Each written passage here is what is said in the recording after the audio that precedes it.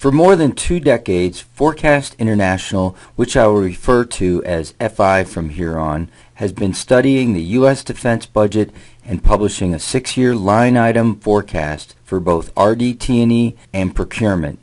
With the launch of this new system, FI has extended its line item forecasts out to 10 years and has expanded its coverage to include other funding areas here in the red tab, including C1, M1, O1, and RF1. The new database enables users to quickly and easily drill down to their precise funding requirements to assist them with their strategic decision-making processes. You'll have quick and logical access to every justification document, including PEDs, P40s, P5As, P21s, and every congressional and presidential document that the U.S. government publishes. The site is broken up into 4 main tabs. Each tab has subfolders that will display as both hover over drop-down menus or as secondary menu lines matching the color of each tab. We're now in the gray Home tab, so let's look at the submenu, also shown here in gray. Here you have About Us, Contact Info, the User's Guide, News, and Highlights, and a full listing of all of the budget documents. The budget documents are organized by type of activity, by year, and by branch of service. Each document can be downloaded as a PDF file, and those formatted as spreadsheets, such as the President's requests, can also be downloaded to Excel. Okay, let's move on to the yellow tab that covers Research, Development, Testing, and Evaluation.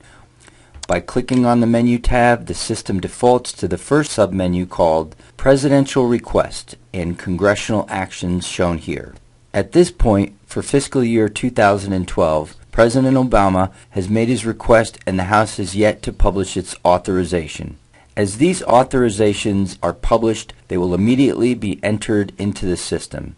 Here you'll see a pie chart displaying the 4 areas of funding that include the 3 main branches of the U.S. military, along with the defense-wide category here in orange.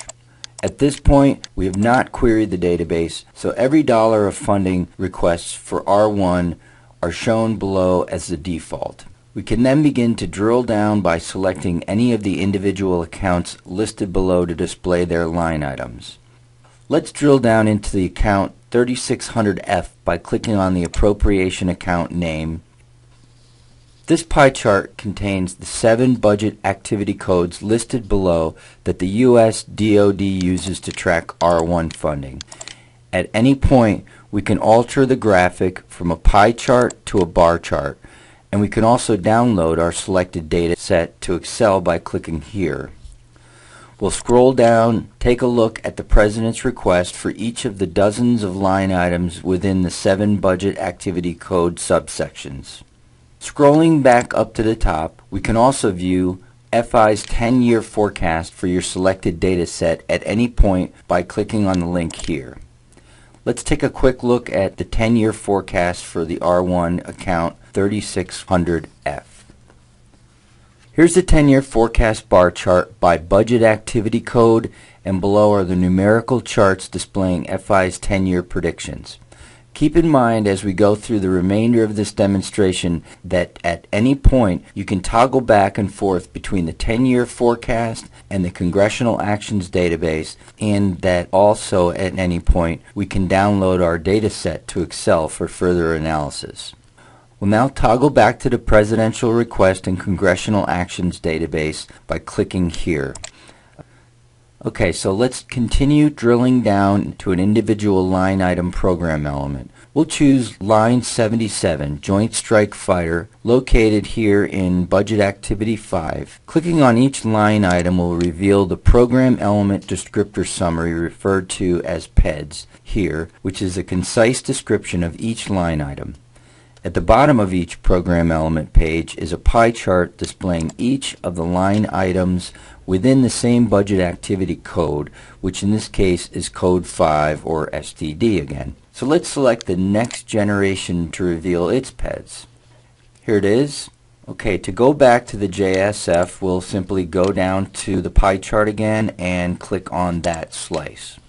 Regardless of what line item we are viewing, we can pull up the justification documents just by clicking here. I'll expand the screen, and here they are. Every justification document for the F-35 is here. Let's take a closer look at these. Okay, let's close this document and move on to Procurement, or P1, by clicking the green tab above. The Procurement tab is almost identical to the yellow R1 tab, with one exception. The budget activities are not standard for each service or agency. Each agency has its own set of budget activity codes. There's a listing of these codes in the P1 manual located in the User's Guide within the Home tab here. This time, let's drill down using the gray menus here. Their content is revealed by clicking on them here and here. We have 3 standard cost types and 4 agencies. The appropriation and budget activities on the right will automatically adjust as we make our selections from the agency list. For this demonstration, we'll keep the default of all cost types. For government agencies, let's select the 3 main military branches of the U.S. DoD by selecting them with the checkboxes. Notice how the appropriations and budget activities to the right change as we select each agency. Next, for appropriations, we'll choose aircraft and other procurement for each of the 3 branches of service, and then aircraft, combat aircraft, and airlift aircraft from budget activities, and click Reload Data. Note that as we make our selections, our criterion displays on the left panel of the page here. This time we'll choose the Navy and Marine Corps Aircraft Procurement Account, 1506N, by clicking here. Our data set now contains a good majority of the aircraft procurement for the Navy and the Marines. From here, we'll drill down to an individual program element. Let's look at the Navy's Joint Strike Fighter CV, the carrier version of the F-35 Lightning II, located here in the Budget Activity Code 1, Combat Aircraft. Once again, here's the PEDS for the JSF CV.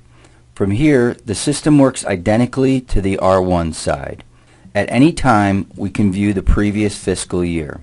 Let's look at the same item for fiscal year 2011 by scrolling to the top and changing the year and pressing Submit. This system is incredibly smart and flexible. Notice that now we have each of the authorization and appropriations figures for both the House and Senate for fiscal year 2011. Okay, let's move on to the last and most interesting tab, in my opinion, Other Funding. This is a very important portion of the U.S. defense budget for those companies who are involved in production and services of all kinds. If you make it or do it, you have an opportunity to sell it to the U.S. Department of Defense.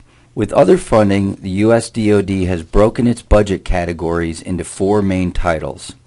Looking more closely at each category, it's amazing how much the Pentagon spends on sustainment and other non-weapons related programs.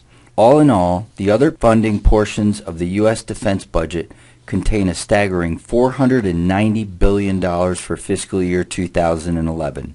With the U.S. defense budget hovering around $700 billion, $490 billion of it is for non-weapons related items. One last thing that I want to go over before I end this demonstration is the FI analysis. Accessible from either the R1 or P1 tabs, FI's yearly U.S. defense budget analysis is the perfect tool to keep your finger on the pulse of the U.S. defense budget process and all of the behind-the-scenes action. We'll hover over the P1 tab and click on the FI analysis from the drop-down menu. The report discusses Forecast International's methodology and delves into the current budget situation in great detail. This analysis provides users with what's happening, by whom, and why, with statistical analysis and supporting graphics that convey only those aspects that are important for those who need to know. This concludes our demonstration of Forecast International's U.S. Defense Budget Forecast System. Thank you very much for your time. For additional information or for a personal WebEx demonstration, please visit www.forecastinternational.com, or you may contact our representatives using the email address or phone numbers listed on the screen. Thank you for your interest in Forecast International.